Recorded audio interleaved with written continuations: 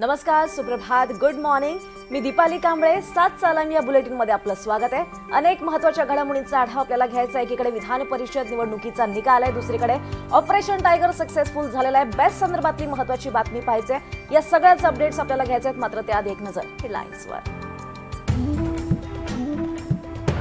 मुंबईत दमदार पावसाला सुरुवात. ढगांच्या कडकडाटासह पाऊस. उन्हामुळे त्रस्त मुंबईकरांना काहीसा दिलासा.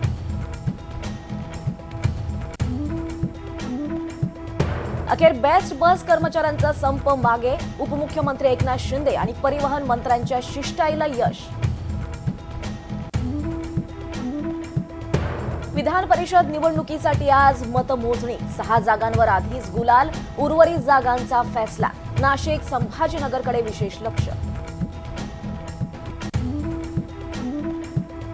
एकनाथ शिंदेंचं ऑपरेशन टायगर यशस्वी. धाराशिवचे खासदार ओमराजे निंबाळकर शिवसेनेत प्रवेश करणार. पक्ष सोडताना ओमराजेंनी मानले उद्धव ठाकरेंचे आभार.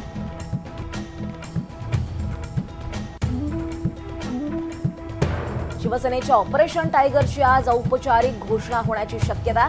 6ही खासदार पत्रकार परिषदेतून निर्णय जाहीर करण्याची शक्यता. ठाकरेंचे 14 आमदार शिंदे गटाच्या संपर्कात असल्याचा दावा.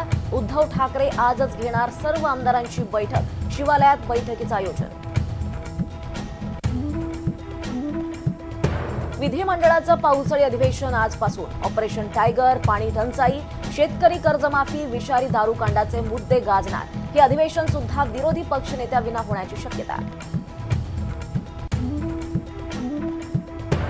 जूनमध्ये सरासरीपेक्षा 80% कमी पाऊस. शेतकऱ्यांनी पेरणीची घाई करू नये. सरकारचं शेतकऱ्यांना पुन्हा आवाहन. सरपंच संतोष देशमुख हत्या प्रकरणात आज सुनावणी. सकाळी 11 वाजता बीडच्या मकोका न्यायालयात सुनावणीला सुरुवात होणार. विठ्ठलाच्या मूर्तीवरील संवर्धित लेपन प्रक्रिया आजपासून सुरू होणार. लेपन प्रक्रियेमुळे 2 दिवस विठ्ठल मंदिर बंद राहणार.